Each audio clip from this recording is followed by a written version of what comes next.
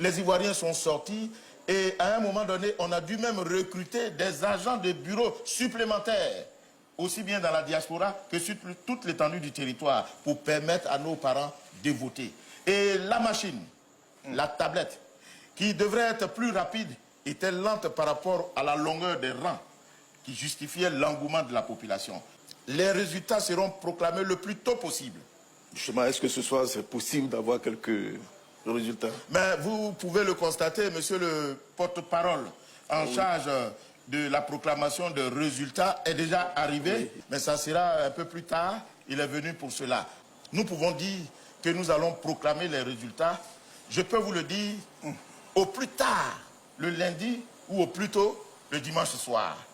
Le taux de participation, vous savez, le taux de participation, c'est le rapport qu'on fait entre le nombre d'inscrits et le nombre de votants. Mais il est bon de préciser que c'est bien malin d'empêcher les citoyens de participer à un vote et puis s'attendre à apprécier le taux de participation par rapport au nombre d'inscrits.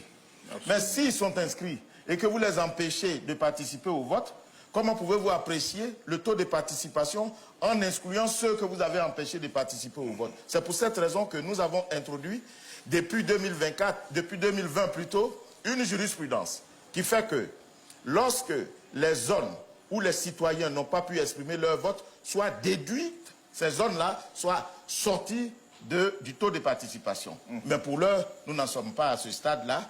Alors, je peux vous dire que nous sommes à plus de 30% des résultats qui nous reviennent du terrain.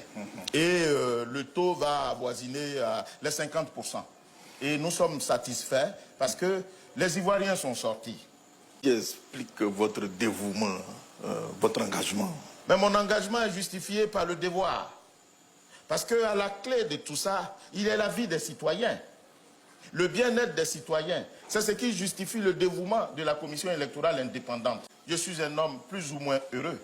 Parce que, en dehors du cas malheureux, dans la zone de Lamé, ou de l'Agnébi, Tiassa, je ne sais plus bien, où l'un de nos frères d'âme a perdu la vie, je crois qu'on n'a pas dénombré des morts sur toute l'étendue du territoire. Ce qui est une bonne chose pour nous.